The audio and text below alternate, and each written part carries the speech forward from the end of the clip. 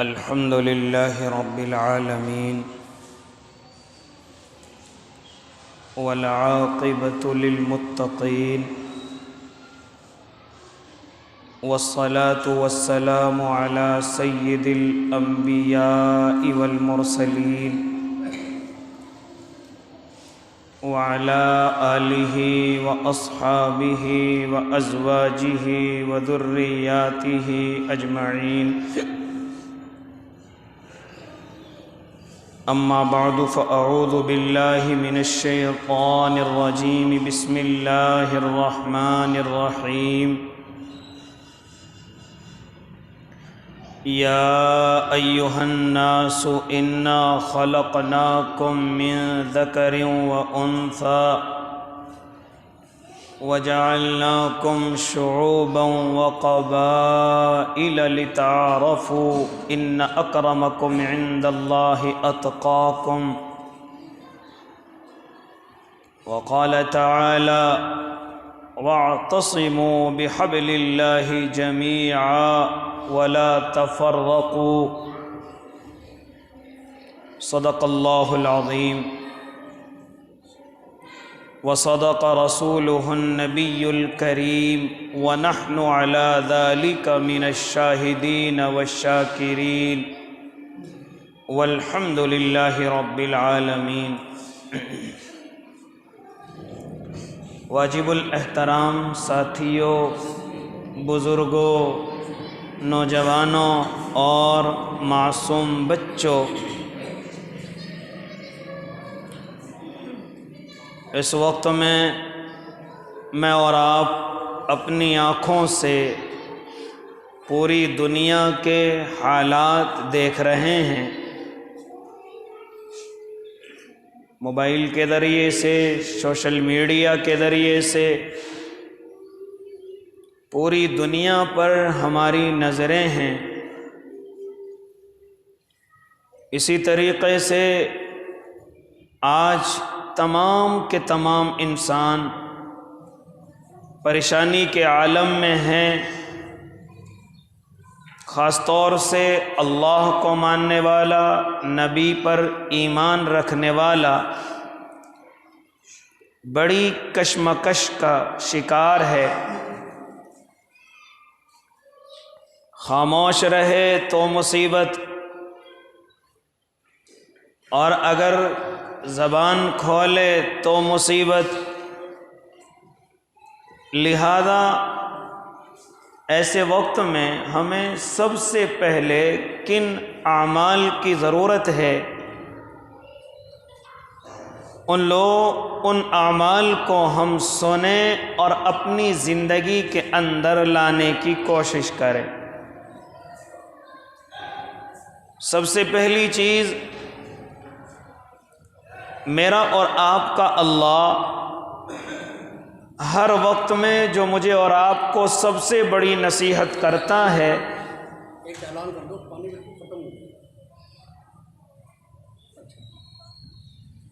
جو سب سے بڑی نصیحت کرتا ہے کہ جس میں ہماری کامیابی چھپی ہوئی ہے، وہ کامیابی اللہ رب العزت نے بیان فرمائی، یا ایھا الذین آمنوا اتقوا اللہ۔ اگر اے مومنو تم کامیاب ہونا چاہتے ہو تو سب سے پہلے اپنی زندگی کے اندر اللہ کا ڈر لے کر کے آؤ۔ اور ڈر کیسا؟ یا ایھا الذین آمنوا اتقوا اللہ حق تقاتہ، ایسے ڈرو جیسے اس ذات سے ڈرنے کا حق ہے۔ وَلَا تَمُوتُنَّ إِلَّا وَأَنْتُمْ مُسْلِمُونَ، اور اس دنیا سے بغیر ایمان کے نہ جاؤ۔ پریشانی ہیں، مصیبتیں ہیں، چاروں طرف سے آفات ہیں، لیکن اپنے مکان، اپنے دکان، اپنی ہر چیز سے زیادہ ایسے وقت میں جو تمہیں حفاظت کرنی ہے وہ اپنے ایمان کی کرنی ہے۔ وَلَا تَمُوتُنَّ إِلَّا وَأَنْتُمْ مُسْلِمُونَ، کسی کی رانائی میں کھو کر کے اپنے ایمان سے سودا نہ کرنا، کسی کی خوف شدہ باتوں سے ڈر کر کے اپنے ایمان سے پیچھے نہ ہٹنا۔ دنیا سے جانا ہے، آج چلے جائیں، 10 سال بعد چلے جائیں، لیکن یہ نہیں کہ ہم یہاں رہنے کے لیے آئے ہیں۔ لہذا دنیا سے جانا ہے، کوئی سویرے چلا جائے، کوئی شام میں چلا جائے، کوئی دیر سے چلا جائے، لیکن جانا سب کو ہے، اور جائیں گے۔ کوئی اس دنیا کے اندر نہیں رہے گا، یہاں تک کہ یہ دنیا ہی نہیں رہے گی۔ جب ہمیں یہ یقین ہے، ہمارا ایمان ہے کہ ہمیں اس دنیا سے جانا ہے، تو سب سے پہلی حفاظت یہ ہے کہ ہم اپنے ایمان کو بچا کر کے لے کر کے جائیں۔ یہ دنیا پریشانی ہے، کہیں ایسا نہ ہو کہ ہم یہاں بھی پریشان ہوں اور اپنے مرنے کے خوف سے ہم اپنے ایمانوں کے سودے کر لیں، ہم اپنے اللہ کو اپنے دل سے نکال دیں، کوئی ہمیں ڈرا کر کے کچھ کہلوائے اور ہم کہہ دیں، لہذا ہمارے ایمان کا کوئی سودا کر لے، ایسا نہ کرنا۔ لہذا جانا ہے، ہو سکتا ہے تم اپنے الفاظ سے بچ جاؤ، لیکن پھر 5 سال بعد جب اللہ کی طرف سے حکم آئے گا، پھر کس طرح اپنے آپ کو بچاؤ گے؟ اس لیے سب سے پہلی چیز یہ کہ جب تم اس دنیا سے جاؤ تو تمہارے اندر ایمان ہونا چاہیے کہ یہ دنیا تو پریشانیوں کے ساتھ گزر گئی، ہماری قبر، ہماری آخرت پریشانیوں کے ساتھ نہ گزرے۔ اس لیے پہلی نصیحت میرا اور آپ کا اللہ ایسے وقت میں مجھے اور آپ کو کرتا ہے، یا ایھا الذین آمنوا اتقوا اللہ، اے ایمان والو اپنے اللہ سے اس طرح ڈرو جیسے اس سے ڈرنے کا حق ہے۔ لہذا اور جب اس دنیا سے جانے کا وقت آئے تو ایمان کی دولت تمہارے پاس ہونی چاہیے، ایمان کی طاقت تمہارے پاس ہونی چاہیے، تاکہ اللہ کے فرشتے استقبال کریں، تاکہ قبر میں تمہیں خوش آمدید ویلکم کہا جائے، تاکہ حشر کے میدان میں تمہاری عزت افزائی ہو، تاکہ جنت میں تم ہنستے کھیلتے اور مسکراتے ہوئے چلے جاؤ۔ لہذا اسی لیے اس دنیا سے آج میرے اور آپ کے اندر یہی سب سے بڑی کمی ہے کہ ہمارے اندر اللہ کا ڈر ہے، اول تو ہے ہی نہیں، اور اگر ہے تو ایسا نہیں ہے جیسا ہونا چاہیے۔ جیسے اللہ کی ذات ہے ویسا ڈر نہیں ہے، جو اللہ سے اس کی شایع نشان ہمارے اندر ڈر ہونا چاہیے، وہ ڈر ہمارے اندر ہے ہی نہیں، جس کی وجہ سے ہم اللہ کی طرف سے مددوں سے رکے ہوئے ہیں۔ مسجدوں کے اندر نظر آتا ہے ہم سب اللہ سے ڈرنے والے ہیں، لیکن ذرا دیکھیں ہمارے کاروبار کے حال کیا ہیں۔ کسی کا لے کر کے دینا نہیں ہے، کسی کو لوکل دینا ہے، اوریجنل جھوٹ بول کر کے کرنا ہے۔ ذرا ہم اپنے کاروبار کو دیکھیں، ہم کس طریقے سے گراہکوں کے ساتھ پیش آتے ہیں۔ ذرا ہم اپنے کاروبار کو دیکھیں، اللہ کے نیک بندو، ہم کاروبار جائز بھی کر رہے ہیں یا ناجائز کر رہے ہیں، ہم شریعت کے مطابق کر رہے ہیں، اپنی من مرضی چلا رہے ہیں۔ لہذا ہمارے دل میں جیسا آ رہا ہے ویسے ہی کاروبار کرتے ہوئے جا رہے ہیں۔ ذرا ہم دیکھیں ہم کاروبار کے معاملے میں اپنے اللہ سے ڈرتے ہیں یا صرف ایسی زندگی گزاریں کہ پیسہ آنا چاہیے، کسی بھی طریقے سے آ جائے، کسی کا دل دکھانے کے ساتھ آ جائے، کسی کو رلانے کے ساتھ آ جائے، کوئی برباد ہو جائے، کوئی کچھ بھی کسی کے ساتھ ہو جائے، لیکن ہمارے پاس پیسہ آنا چاہیے، کسی بھی راستے سے آ جائے۔ یہ آج میرا اور آپ کا حال بن چکا ہے۔ تو کہاں ہے اللہ کا ڈر؟ کہاں ہے اللہ کا ڈر؟ مسجدوں میں سیدھے رخ ہو کر کے بیٹھ جائیں، ٹوپی کرتا داڑھی وغیرہ یہ تمام چیزیں یہ اللہ کے ڈر کی علامت نہیں ہیں۔ یہ ڈھونگ بھی ہو سکتا ہے، دکھلاوا بھی ہو سکتا ہے، یہ لوگوں کو دھوکہ دینے کا ایک لباس بھی میرے اور آپ کے بدن پر ہو سکتا ہے۔ اس لیے فرمایا اللہ سے اس طرح ڈرو جیسے اس سے ڈرنے کا حق ہے۔ یعنی اگر آپ اپنے کاروبار پر ہیں تو جس طرح شریعت نے کاروبار کرنے کے لیے کہا ہے وہ کاروبار ہونا چاہیے۔ لہذا جس طریقے سے کہ جھوٹ نہ بولو، کم نہ تولو، ہاں لوگوں کو دھوکہ نہ دو، کہ جس طریقے سے میرے اور آپ کے آقا بازار کے اندر جاتے ہیں، آپ بازار کے اندر دیکھتے ہیں ایک گیہوں کا ڈھیر لگا ہوا ہے، آپ اس گندم کے ڈھیر میں اپنا ہاتھ دیتے ہیں، لہذا دیکھتے ہیں کے اندر بھیگا ہوا گیہوں ہے۔ اللہ کے نبی ارشاد فرماتے ہیں یہ کیوں قوم کو دھوکہ دے رہے ہو؟ اوپر سوکھا ہوا گیہوں ہے، نیچے بھیگا ہوا ہے، کیوں اس طرح سے آپ اللہ کے ان بندوں کو دھوکہ دے رہے ہیں؟ لہذا آپ سوکھے کو الگ کر دیجئے اور بھیگے ہوئے کو الگ کر دیجئے، یہ حلال کاروبار ہے۔ لیکن آج ذرا ہم اپنے کاروبار کے حالات دیکھیں، کیا ہو گیا ہے؟ گویا کہ ہم سمجھتے ہیں کہ شریعت کاروبار کی ہے ہی نہیں، اپنی مرضی سے کرو جو کچھ کرنا ہے۔ نہیں میرے بھائی، اس لیے یہ اللہ کا ڈر نہیں، اللہ سے اس طرح ڈرو جیسے اس سے ڈرنے کا حق ہے۔ پھر اسی طریقے سے ہم ذرا اپنے گھر کے حالات دیکھیں، ہم اپنے بچوں کے ساتھ، بیوی کے ساتھ، ماں باپ کے ساتھ کیا سلوک کر رہے ہیں ذرا ہم دیکھیں۔ اگر ہم شریعت کے مطابق ان کے ساتھ سلوک کر رہے ہیں تو ہم اللہ سے ڈرنے والے ہیں، اور اگر اپنی وہاں بھی من مرضی چلا رہے ہیں تو یاد رکھنا ہم اللہ سے ڈرنے والے نہیں ہیں، ہم اللہ سے محبت کرنے والے بھی نہیں ہیں۔ اسی طریقے سے جب کوئی غم کے حالات آئیں تو ہم اپنے اللہ سے مانگ لیتے ہیں، لیکن جیسے خوشحالی کے دور آ جائیں، خوشحالی کے دن آ جائیں تو اب اللہ کا ڈر نکل چکا ہے، ہمارے قدم الگ بدل چکے ہیں، لہذا ہمارے چلنے میں فرق آ گیا ہے، ہمارے بولنے میں فرق آ گیا ہے، یہاں تک کہ لوگوں کو اور پڑوسیوں کو دکھانے کے لیے ہمارے اندر ایک تکبر سا پیدا ہو جاتا ہے۔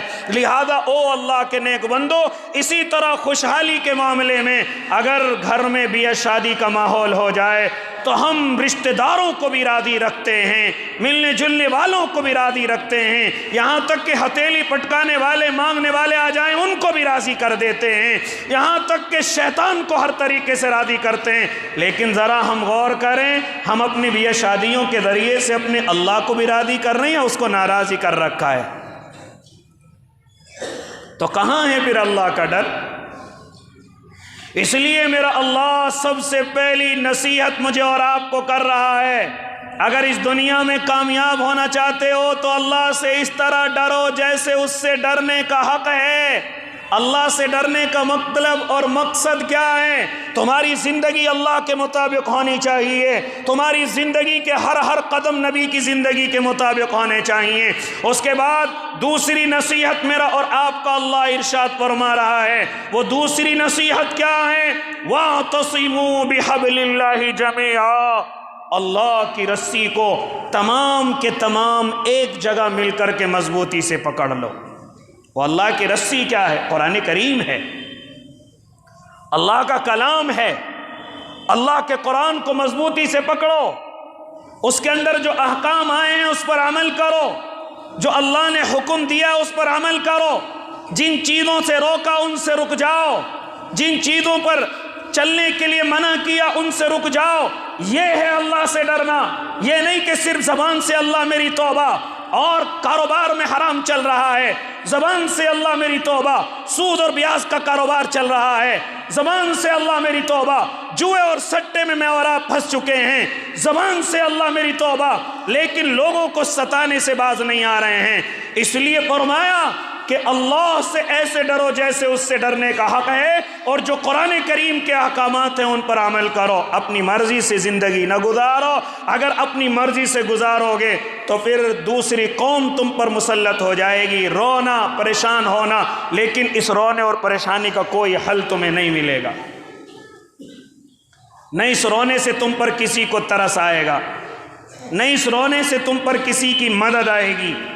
لہذا اللہ سے ڈرو اور قرآن پر عمل کرو۔ اسی لیے میرے بھائی، میں اکثر جگہ، میں نہیں بلکہ ہمارے بڑے علماء اکثر جگہ حضرت شیخ الہند رحمۃ اللہ علیہ کی ایک بات ذکر کرتے ہیں، وہ بات یہ ہے، ذرا سنتے چلے جائیں۔ وہ بات یہ ہے، فرماتے ہیں کہ جب میں مالٹا کی جیل سے نکل کر کے آیا، جب میں نے مالٹا کی جیل سے آ کر کے اپنے مریدین کو اکٹھا کیا، اپنے متوسلین کو اکٹھا کیا، اپنے متعلقین کو اکٹھا کیا، اپنے ملنے جلنے والوں کو اکٹھا کیا، تو سب سے پہلے حضرت شیخ الہند اس بڑھاپے کی حالت میں، اس کمزوری کی حالت میں، لہذا فرما رہے تھے، او لوگو، مالٹا کی جیل کے اندر دو باتیں سیکھ کر کے آیا ہوں کہ اس امت کی بربادی کی وجہ یہ دو باتیں ہیں، لہذا جب تک یہ باتیں امت مسلمہ کے کے اندر نہیں آئیں گی، اور اگر یہ باتیں اگر نہیں ہیں جب تک یہ باتیں نہیں آئیں گی تب تک یہ امت مسلمہ کامیاب نہیں ہو سکتی۔ اس لیے فرماتے تھے تمام کے تمام لوگ متوجہ ہو گئے اور حضرت کی طرف متوجہ ہو کر کے کہا حضرت وہ 2 باتیں کون سی ہیں؟ فرماتے تھے اس امت کی 2 بربادی کی وجہ ہیں۔ پہلی بیان فرمائی کہ اس امت میں جب تک انتشار رہے گا، جب تک اختلاف رہے گا، یہ امت کامیابی کے قدم نہیں چوم سکتی۔ یہ امت کامیاب نہیں ہو سکتی جب تک آپس کا اختلاف ختم نہ ہو جائے، آپس کا انتشار ختم نہ ہو جائے، آپس کے لڑائی اور جھگڑے ختم نہ ہو جائیں۔ آج ذرا میں اور آپ اپنی زندگی کے اندر دیکھیں کہ ہر مسلمان تمام کے تمام آپس میں اختلاف کیے ہوئے ہیں۔ کہیں فرقوں کا اختلاف ہے، کہیں برادریوں کا اختلاف ہے، کہیں مسجدوں اور مدرسوں اور قبرستانوں کا اختلاف ہے، کہیں میں اور آپ اگر وہ اوپر نیت باندھتا ہے وہ نیچے باندھتا ہے، اس کا اختلاف ہے۔ لہذا فرماتے تھے کہ اس امت کی بربادی کی سب سے پہلی وجہ آپس کا اختلاف ہے۔ کتنی نفرتیں ہم میں آپس میں ہیں، ذرا دیکھیں کہ جن پڑوسیوں کے حقوق ادا کرنے کے لیے اللہ کے نبی نے اتنا زور دیا کہ صحابہ اکرام فرماتے ہیں کہ جب اللہ کے نبی پڑوسیوں کے حقوق بیان کرتے تھے تو ہمیں ڈر یہ لگتا تھا کہ کہیں اللہ کے نبی پڑوسیوں کا وراثت میں حق نہ دے دیں۔ اتنے حقوق بیان کرتے تھے پڑوسیوں کے کہ اگر تم کھانا بنا رہے ہو تو ذرا سا شوربہ اس کے اندر بڑھا لو اور ذرا سا اپنے پڑوسی کو بھجوا دو، ہو سکتا ہے کئی روز سے اس کے گھر میں کھانا نہ بناؤ۔ فرماتے تھے کہ مومن نہیں ہے وہ آدمی کہ جو خود تو پیٹ بھر کر کے کھا لے اور اس کا پڑوسی بھوکا رہ جائے۔ نمازی ہو سکتا ہے، عالم ہو سکتا ہے، حاجی ہو سکتا ہے، یعنی سب کچھ ہو سکتا ہے، لیکن فرماتے تھے میرے آقا وہ کامل مومن نہیں ہے جو خود تو پیٹ بھر کر کے کھانا کھا لے اور اس کا پڑوسی بھوکا رہ جائے۔ کیا مجھے اور آپ کو ہے اپنے پڑوسیوں کا خیال؟ آج سب سے زیادہ نفرتیں اگر کسی کے اندر ہیں تو پڑوسیوں کے اندر ہیں۔ آج ایک دوسرے سے حسد اگر کوئی سب سے زیادہ کر رہا ہے تو پڑوسیوں سے کر رہا ہے۔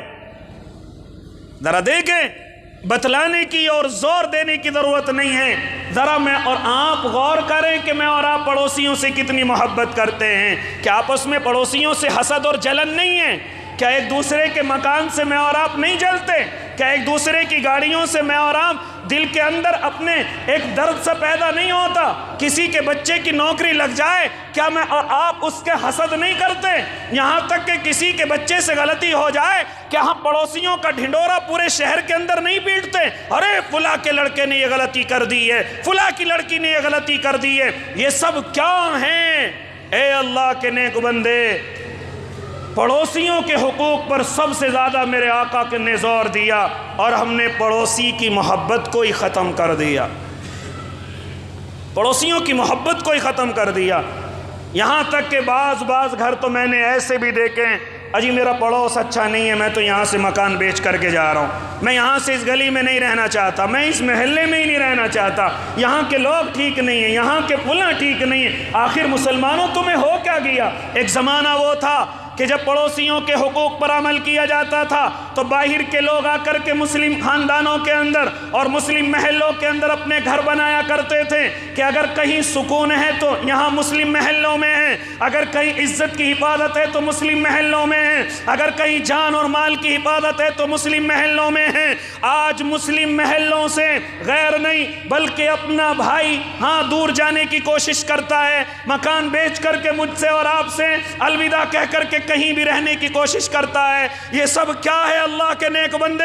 اس کا مطلب یہ ہے کہ ہم نمازی تو ہیں، ہم حاجی تو ہیں، ہم پڑھے لکھے تو ہیں، لیکن ہم کامل مومن نہیں ہیں، ہم مکمل ایمان والے نہیں ہیں۔ اگر مکمل ایمان والے ہوتے تو آج لوگ دور سے میرے اور آپ کے قریب رہنے کے لیے آتے، نہ یہ کہ میرا بھائی مجھے چھوڑ کر کے دوسری جگہ رہنے کی کوشش کرتا۔ اس لیے فرماتے تھے حضرت شیخ الہند رحمۃ اللہ علیہ کہ اگر جب تک اس امت کا اختلاف ختم نہیں ہوگا تب تک یہ امت کامیابی کی طرف نہیں آ سکتی.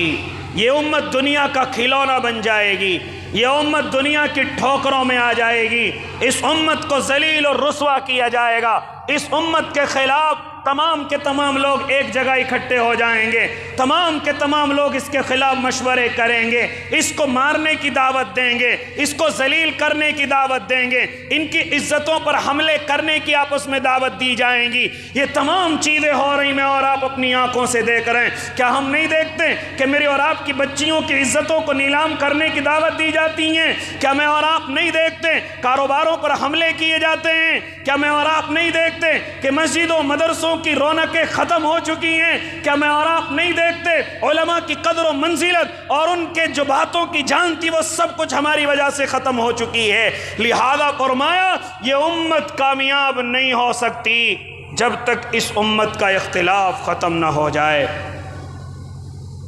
آپ تاریخوں کو اٹھائیے، آپ کتب کا مطالعہ کیجئے، لہذا مجھے اور آپ کو نظر آئے گا کہ اس امت کی طاقت کو اگر کسی چیز نے ختم کیا تو اس کے اختلاف نے ختم کیا. اللہ کے نبی کے دور میں ایسا موقع نہ ملا، صحابہ کے دور میں، خاص طور سے خلفائے راشدین کے دور میں، لیکن اس کے بعد کس طریقے سے آپس کا اختلاف ہوا اور کئی لاکھ جانیں، کئی ہزار جانیں مسلمانوں کی گئی ہیں. لہذا اسی طریقے سے آپ بخارا، اندلس وغیرہ جہاں بھی اسلام کا پرچم لہراتا تھا اور 700-800 سال تک مسلمانوں نے وہاں حکومت کی ہو، بغداد کی سرزمین پر کئی سو سال اسلام کا پرچم لہرایا گیا ہو، لیکن وہاں بربادی کی وجہ کیا ہوئی؟ وہاں اس کے زمین دوز ہونے کی وجہ کیا ہوئی؟ تو علماء مورخین لکھتے ہیں سب سے پہلی چیز جو آپس کی نظر آئی وہ یہی کہ آپس کے اندر اختلاف ہو گیا، آپس کے اندر انتشار ہو گیا. لہذا ہلاکو خان نے ایک بارگی آ کر کے بغداد کی سرزمین پر حملہ کر دیا، اور حملہ اتنا سخت تھا کہ لکھنے والا لکھتا ہے تقریباً 1,06,00,000 مسلمان اس وقت میں شہید کر دیے گئے، 1,06,00,000 مسلمان زمین کے نیچے پہنچا دیے گئے. لہذا اس طریقے سے قتل عام کر دیا گیا، اور دشمنوں کا اس قدر خوف دل کے اندر آ گیا کہ وہ تاتاری قوم کہ مرد تو دور کی بات، اگر کوئی عورت یہ کہہ دیتی مسلمانوں تم لائن لگا کر کے کھڑے ہو جاؤ، تم صفے بنا کر کے کھڑے ہو جاؤ، میں ابھی گھر کے اندر سے چھری لے کر کے آتی ہوں اور ابھی تمہاری گردنوں کو آ کر کے اڑاتی ہوں، تو اتنی ہمت مسلمانوں کی نہ ہوتی تھی کہ اس لائن سے الگ ہو جائیں. وہ عورت آتی ہے، گھر سے چھری نکالتی ہے اور نکال کر کے کھڑے کھڑے مسلمانوں کا اکیلے قتل کر دیتی ہے، لیکن کسی کے اندر یہ طاقت نہ تھی کہ اس کو جواب دے سکے. یہ سب کس وجہ سے ہوا؟ آپس کے اختلاف کی وجہ سے، آپس کے انتشار کی وجہ سے. لہذا اس وقت میں ہلاکو خان نے اس وقت میں خلیفہ کو پکڑا جس کو مستعصم باللہ کہا جاتا ہے، لہذا قتل کرنے کا حکم دے دیا. لیکن ہم ہی مسلمانوں میں سے جس کو نصیر خان کہا گیا، جس کو نصیر الدین کہا گیا توسی، اسی طریقے سے علقمی کہا گیا، یہ دو ایسے تھے جو پہلے معتصم باللہ کے وزیر ہوا کرتے تھے، لیکن چونکہ آپس میں نفرتیں پیدا ہو گئی، ہلاکو خان کے جا کر کے قدموں میں پڑ گئے، ان کی چمچہ گیری کرنے لگے، مستعصم باللہ کو قتل کرنے کا حکم دیا، لیکن وہ نصیر الدین توسی کہتا ہے ہلاکو خان آپ اپنی پاک تلوار سے اس ناپاک سے اپنی پاک تلوار کو کیوں ناپاک کرنا چاہتے ہیں؟ اس کو ایسی کہیں ایسی مروا دیجئے. چنانچہ ہلاکو خان نے کہا تو پھر نصیر الدین تم ہی لے کر کے چلے جاؤ. لہذا ایک وقت میں اس بادشاہ کا وزیر ہوتا تھا، آج اپنے بادشاہ کو بوری میں بند کر کے اور پیڑ سے لپیٹ کر کے، لہذا اس قدر لات گھونسے برسائے گئے کہ مستعصم باللہ کی جان نکل گئی اور وہ دنیا سے رخصت ہو گئے. لہذا پھر تب بھی اس کو سکون نہ ملا اور تاتاری قوم کو کہا گیا کہ اس کی لاش پر خوب ٹھوکریں ماری جائیں تاکہ اس کو اپنی حقیقت کا اندازہ ہو. یہ سب کرنے والے کون تھے؟ مسلمان، اپنے آپ کو ایمان والا کہنے والے. لہذا اسی طریقے سے اللہ کے نیک بندو آپس کا اختلاف اتنا بڑھ گیا کہ مالدار صرف اپنا خیال کرتا ہے، غریبوں کا کوئی خیال نہیں۔ اسی طریقے سے ہلاکو خان نے کہا کہ ذرا اس کے محل پر، خلیفہ کے محل پر حملہ کیا جائے۔ جیسے محل پر حملہ کیا گیا تو حوض میں ہیرے اور جواہرات بھرے ہوئے ہیں، ہیرے اور جواہرات بھرے پڑے ہیں۔ لہذا وقت کا خلیفہ ہلاکو خان سے کہتا ہے کہ مجھے بھوک لگی ہے، لہذا میرے لیے کھانے کا انتظام کیا جائے۔ چنانچہ جیسے کھانے کے لیے کہا گیا، ہلاکو خان نے کہا یہی ہیرے اور جواہرات پلیٹ میں رکھ کر کے اس کے سامنے پہنچائے جائیں۔ چنانچہ وہ ہیرے اور جواہرات لے کر کے پہنچائے۔ ہلاکو خان کہا کہ کھاؤ ان کو ہیروں کو۔ کہا کہ میں کیسے کھا سکتا ہوں، یہ تو پتھر ہیں، لہذا ان کو کھانے سے میری بھوک نہیں، مجھے روٹی لائی جائے، میرے لیے کھانے کا انتظام کیا جائے۔ تو اس وقت میں ہلاکو خان نے ایک جملہ تاریخی بولا تھا، کہا کہ اگر تو اس ہیرے کو اپنی قوم پر خرچ کر لیتا، اپنی فوج کی تنخواہ میں خرچ کر لیتا، اپنے غریبوں کے کپڑوں اور کھانوں پر خرچ کر لیتا، تو آج تجھے بھوکا مرنے کی نوبت نہیں، بلکہ یہ ساری قوم اپنی جان پر کھیل کر کے تیری خلافت کو بچاتی۔ آج کل مالداروں کا یہی حال ہے، کوئی ضرورت نہیں کسی غریب کا خیال کرنے کی، کوئی ضرورت نہیں کسی غریب کی بیٹی کا خیال کرنے کی۔ پیسے بھرے پڑے بینکوں میں اور گھروں میں، یہ خواہ خواہ کا واویلا مچا رکھا ہے کہ ہمارے پاس مال و دولت نہیں ہے۔ لہذا اللہ کے نیک بندو سب کچھ ہے، اگر آپ کو اندازہ نہیں ہے تو ذرا دیکھیے مسلمانوں کی بھی شادیاں، ذرا دیکھیے مسلمانوں کے بنانے کی یہ تمام کے تمام مکان جو بنائے جا رہے ہیں، ذرا دیکھیں، ذرا دیکھیں میں اور آپ، اے اللہ کے نیک بندو، لڑائی اور جھگڑوں کے حالات کہ کہاں سے پیسہ نکل کر کے آتا ہے، صرف اس وجہ سے کہ میرا بھائی ذلیل ہو جائے، چاہے کتنا ہی پیسہ اس میں خرچ ہو جائے۔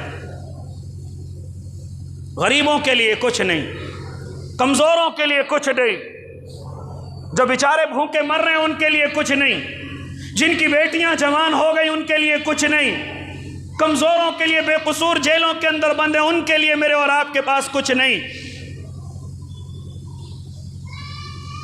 اس لیے اللہ کے نیک بندو، مجھے اور آپ کو جس چیز نے سب سے زیادہ برباد کیا ہے وہ کوئی اور نہیں ہے، میرا آپس کا اختلاف ہے، آپس کا انتشار ہے۔ ذرا ذرا سی باتوں کے لڑائی جھگڑے ہیں، جن باتوں کا کوئی سر اور پیر نہیں، ان باتوں کے میرے اور آپ کے پاس جھگڑے ہیں اور وقت ہیں۔ لہذا تو میں گفتگو کرنے چلا کہ پڑوسیوں کے حقوق کو اتنا بیان میرے آقا نے کیا کہ حضرات صحابہ فرماتے ہیں کہ اتنا بیان فرماتے تھے ہمیں لگنے لگا تھا کہ کہیں اللہ کے نبی وراثت کا حق نہ بول دیں کہ تمہیں اپنی وراثت میں پڑوسیوں کو بھی حصہ دینا ہے، اتنا حق بیان کرتے تھے پڑوسیوں کا۔ لہذا لیکن آج سب سے زیادہ اگر ہم کسی کا حق دبا رہے ہیں تو وہ ہمارے پڑوسی ہیں، اگر ہم کسی کو سب سے زیادہ ستا رہے ہیں تو ہمارے پڑوسی ہیں۔ لہذا ذرا ذرا سی باتوں میں ستایا جا رہا ہے۔ او اللہ کے نیک بندو، اگر ہماری وجہ سے پڑوسی پریشان ہیں، ہم سب کچھ ہیں لیکن ہم ایمان والے نہیں ہیں، ایمان والے نہیں ہیں، مکمل ایمان میرے اور آپ کے پاس نہیں ہے۔ اس لیے حضرت فرما رہے ہیں کہ جب تک اس امت کا آپس کا اختلاف ختم نہیں ہوگا تب تک یہ امت کامیابی کی طرف نہیں جا سکتی، تب تک یہ امت بلندیوں کی طرف نہیں جا سکتی۔ اس لیے اللہ کے نیک بندو، اگر اس امت کو کامیابی کی طرف دیکھنا چاہتے ہو تو سب سے پہلے آپس کے اختلاف کو ختم کرو، آپس کے انتشار کو ختم کرو، جن میٹنگوں کے اندر سازشیں ہوتی ہیں ان کو ختم کرو، جہاں چغلیاں ہوتی ہیں ان کو ختم کرو، جہاں حسد پیدا ہوتا ہے وہاں ان باتوں کو ختم کرو۔ لہذا ذرا ذرا سی باتوں کی لڑائی اور جھگڑے ختم کرو۔ لہذا ہماری ذرا ذرا سی باتیں مسجدوں کی، مدرسوں کی، قبرستانوں کی، لہذا ان باتوں پر پارٹیاں بن گئی، گروپ بن گئے اور آپس میں لڑنے مرنے کے لیے تیار ہیں۔ کوئی اگر معلوم کرے تم لڑ کس بات پہ رہے ہو، کہیں گے مسجد کے نام پر، کہیں گے قبرستان کے نام پر، کہیں گے ہم مدرسوں کے نام پر، لہذا کیا جواب دو گے؟ لڑنے والا جو تمہیں دیکھ رہا ہے وہ بھی تم پر ہنسے گا، مذاق اڑائے گا کہ دیکھو انہیں کچھ لڑنے کو نہیں ملا تو مسجد آ گئی، مدرسہ آ گیا، قبرستان آ گیا۔ جب انہیں کچھ نہ ملا تو صرف یہ چیزیں رہ گئی۔ اس لیے او اللہ کے نیک بندو، فرماتے تھے حضرت کہ اگر چاہتے ہو کہ کامیابی مل جائے تو آپس کے انتشار کو ختم کرو۔ اسی طریقے سے آج اللہ کی مدد میرے اور آپ کے اوپر سے کیوں ختم ہو گئی؟ ذرا سنو اللہ کی مدد کن لوگوں کے ساتھ ہے؟ فرماتے ہیں میرے اور آپ کے آقا ید اللہ علی الجماع، جو قوم اتحاد کے ساتھ رہتی اللہ کی مدد ان پر ہوتی ہے، جو قوم اتفاق کے ساتھ رہتی اللہ کی مدد ان پر ہوتی ہے۔ ارے تم قوم کی بات کرتے ہو، اگر کسی گھر میں آپس میں بھائی بھائی متفق رہتے اللہ کی مدد ان پر ہوتی ہے، اللہ ان کے کاروبار بھی چلاتا ہے۔ اور جن گھروں میں بھائیوں میں اتحاد نہیں ہے، جن گھروں میں بھائیوں میں اتفاق نہیں ہے، یاد رکھنا وہ ہر طریقے سے آپ کو پریشان ملیں گے، کاروباری اعتبار سے پریشان ملیں گے، روزگار کے اعتبار سے پریشان ملیں گے، ہر اعتبار سے پریشان ملیں گے۔ جانتے ان کی پریشانی کی وجہ کیا ہوگی؟ وہ تلاش کرتے پھریں گے الگ الگ، لیکن ان کی سب سے بڑی پریشانی کی وجہ یہ ہوگی کہ ان بھائیوں کے اندر آپس میں اتفاق نہیں ہے۔ جن خاندانوں میں آپس میں اتفاق ہے اللہ کی مدد کو اس خاندان سے کوئی نہیں روک سکتا۔ جن بھائیوں میں آپس میں اتفاق ہے اللہ کی مدد کو ان سے کوئی نہیں روک سکتا۔ یہاں تک کہ جس قوم میں اتحاد اور اتفاق ہے، یاد رکھنا اس قوم کی مدد اللہ سے کوئی نہیں روک سکتا، چاہے وہ اللہ کو مانتے ہوں یا نہ مانتے ہوں۔ لیکن جو قوم اتحاد سے رہتی ہے میرے اللہ کی مدد ان پر رہتی ہے۔ آپ ذرا اندازہ کر لیں سکھوں کا کس طریقے سے ان کے کاروبار ہیں، کس طریقے سے بڑی بڑی اچھی پوسٹوں پر وہ لوگ ہیں، اچھی اچھی کمپنیاں، بڑی بڑی فیکٹریاں ان لوگوں کی ہیں۔ ذرا دیکھو وجہ کیا ہے؟ وجہ ہے کہ ان کے اندر اتفاق ہے، وجہ ہے کہ ان کے اندر اتحاد ہے۔ لہذا جس قوم کے اندر بھی اتحاد ہوگا اس قوم پر اللہ کی مدد آنے سے کوئی نہیں روک سکتا۔ حالانکہ اللہ کے قریب تو ہم نمازی بھی پڑھتے ہیں، روزے بھی رکھتے ہیں، ہم اللہ کے سامنے آنسو بھی بہاتے ہیں، اپنے اللہ کو راضی بھی کرتے ہیں، لیکن کوئی مدد میرے اور آپ کی اللہ کی ہم پر نہیں ہے۔ جانتے ہو وجہ کیا ہے؟ ہم مانگ رہے ہیں، رو رہے ہیں، لیکن ہمارے دل ایک نہیں ہیں، دلوں کے اندر فرق پیدا ہو گئے ہیں، دلوں کے اندر حسد پیدا ہو گئے ہیں، دلوں کے اندر بدگمانیاں پیدا ہو گئی ہیں۔ اور کچھ لوگوں نے تو ایسا ٹھیکہ لے رکھا ہے کہ لہذا ہمیں لوگوں کے درمیان میں اختلاف پیدا کرنا ہے، ہمیں لوگوں کی طرف سے لوگوں میں بدگمانیاں پیدا کرنی ہیں، لہذا کچھ اور نہیں تو لوگوں نے یہی ٹھیکہ لے لیا کہ علماء کی طرف سے لوگوں میں بدگمانیاں پیدا کرنی ہیں۔ یہ عالم ٹھیک نہیں، یہ امام ٹھیک نہیں، یہ مؤذن ٹھیک نہیں، یہ مدرسے والے ٹھیک نہیں۔ کچھ لوگوں نے تو یہی ٹھیکہ لے لیا ہے کہ علماء کی برائی کر کے لوگوں کے دلوں میں بدگمانیاں پیدا کرنا ہے۔ جھوٹ ہے سب، انہیں معلوم ہے کہ سب الزام ہیں، انہیں معلوم ہے کہ سب ہمارے دماغوں کی بنائی ہوئی ہیں، لیکن پھر بھی اللہ سے ڈرنے کے لیے تیار نہیں ہیں۔ اس لیے میرے بھائی، میری یہ باتیں بہت دور تک جاتی ہیں، اس لیے زیادہ وضاحت تک نہیں بیان کر سکتا، ورنہ لوگ کہیں گے جو سننے والے، نیٹ پر سننے والے، کہ ہم تو اس کی اتنی قدر کرتے ہیں، لیکن معلوم ہوتا ہے کہ اس کی شاید اپنی مسجد میں قدر نہ کرنے والے بھی موجود ہیں۔ اس لیے او اللہ کے نیک بندو، اگر چاہتے ہو کہ آپس میں میں اور آپ ترقی تک پہنچ جائیں تو اتحاد کے بغیر ترقی ممکن نہیں ہے، اتفاق کے بغیر ترقی ممکن نہیں ہے۔ اس لیے سب سے پہلے میں اور آپ آپس میں اتحاد پیدا کریں، انتشار سے اپنے آپ کو بچائیں، اختلاف سے اپنے آپ کو بچائیں۔ لہذا ہم تو جب تک اپنی ذمہ داری کو سنبھالے ہوئے ہیں تب تک تمہیں یہی سبق دیتے رہیں گے کہ آپس میں اختلاف کو کوئی جگہ نہ دی جائے، انتشار کو کوئی جگہ نہ دی جائے، کیونکہ اس چیز نے اس امت کو برباد کر دیا ہے، اس چیز نے اس امت کو بالکل لوگوں کے قدموں میں لا کر کے رکھ دیا ہے۔ یہاں تک کہ میری اور آپ کی حالت ان لوگوں سے بدتر ہو گئی ہے کہ جن لوگوں کو اس دنیا میں ذلیل اور رسوا سمجھا جاتا تھا، میں اور آپ اپنی عزت کے اعتبار سے ان سے بھی نیچے آ چکے ہیں، لیکن پھر بھی مجھے اور آپ کو عقل نہیں، سمجھ نہیں کہ آخر یہ ہو کیوں رہا ہے۔ اتار چڑھاؤ تو آتے ہیں، کاروبار کا چلنا نہ چلنا، کم چلنا زیادہ چلنا، یہ تو زندگیوں کے اندر آتا رہتا ہے۔ قرضے کے اندر آنا، کبھی زیادہ پیسہ ہو جانا، کبھی کم آ جانا، یہ تو زندگی کے اندر ہوتا رہتا ہے۔ لیکن میں اور آپ جب تک آپس کے اختلاف کو ختم نہیں کریں گے اللہ کی مدد نہیں آ سکتی، اللہ کی مدد نہیں آ سکتی۔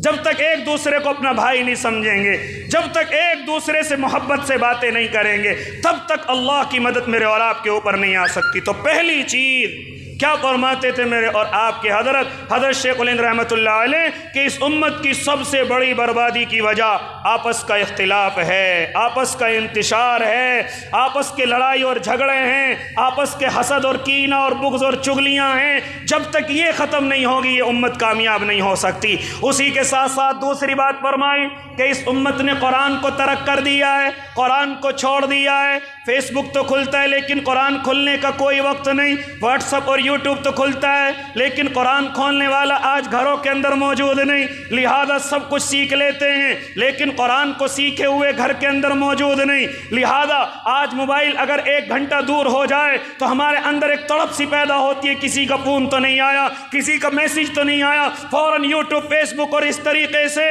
تمام کی تمام کال ڈیٹیل کھول کر کے دیکھتے ہیں کہ کسی کی کال یا میسج تو نہیں آیا، لیکن ہمارے پاس اللہ کے قرآن کے کھولنے کا وقت نہیں ہے۔ یہاں تک کہ ہمارے دلوں سے اپنے بچوں کو قرآن پڑھانے کی محبت اور اہمیت بھی ختم ہو چکی ہے۔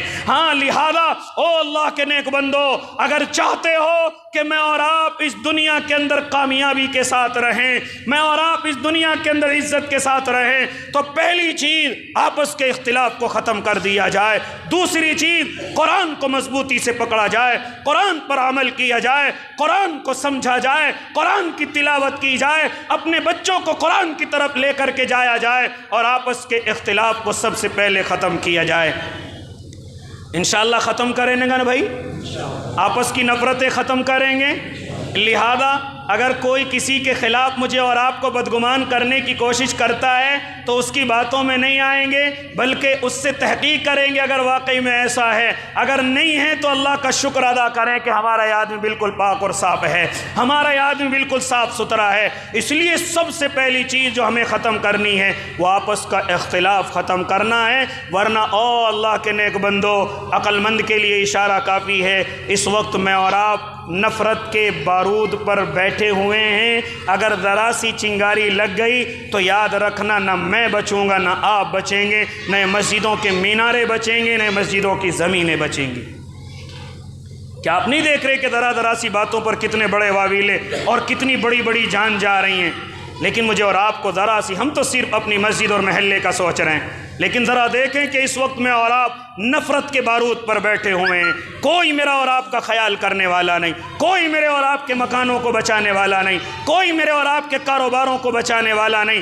اگر کوئی بچا سکتا ہے تو وہ اللہ کی ذات ہے، اگر کوئی بچا سکتا ہے میری اور آپ کی عزت، مال، کاروبار، تو وہ کوئی اور نہیں، میرا اور آپ کا اتفاق ہوگا، میرا اور آپ کی محبت ہوگی۔ اگر یہ ختم ہو گئی تو یاد رکھنا مجھے اور آپ کو برباد ہونے سے کوئی نہیں بچا سکتا۔ اس وقت کے حالات ایسے ہیں، صرف لوگ انتظار میں ہیں کہ یہ کوئی غلطی کرے، یہ کوئی غلط قدم اٹھائیں اور ہم کس طریقے سے ان کے مکانوں کو ٹوٹنے کا نظارہ دیکھیں، ان کو جیلوں میں گھسانے کا نظارہ دیکھیں، ان کی بربادی کے نظارے دیکھیں۔ اس لیے میرے بھائی، ایسے وقت میں مجھے اور آپ کو ایک ایک قدم سنبھل کر کے اٹھانے کی ضرورت ہے۔ جذبات میں آ کر یا اسی طریقے سے غصے میں آ کر کوئی ایسا قدم نہ ہو کہ ہم پچھتائیں، لیکن اس پچھتانے کی کوئی دوا ہمارے پاس نہ ہوگی، کوئی علاج ہمارے پاس نہ ہوگا۔ اس لیے سب سے پہلی چیز، آپس میں اتفاق کے ساتھ رہیں، آپس میں محبت کے ساتھ رہیں، اپنے علماء سے محبت کریں، اپنے پڑھنے پڑھانے والوں سے محبت کریں، بڑوں کی عزت کریں، چھوٹوں پر شفقت کا معاملہ کریں اور حقوق والوں کے حقوق ادا کریں۔ انشاءاللہ العظیم مدد میں اور آپ اپنی آنکھوں سے دیکھیں گے۔ اللہ ہم سب کو عمل کی توفیق دے دے۔ جنہوں نے سنت نہیں پڑھی وہ سنتیں پڑھ لیں۔ وآخر دعواہم ان الحمد للہ۔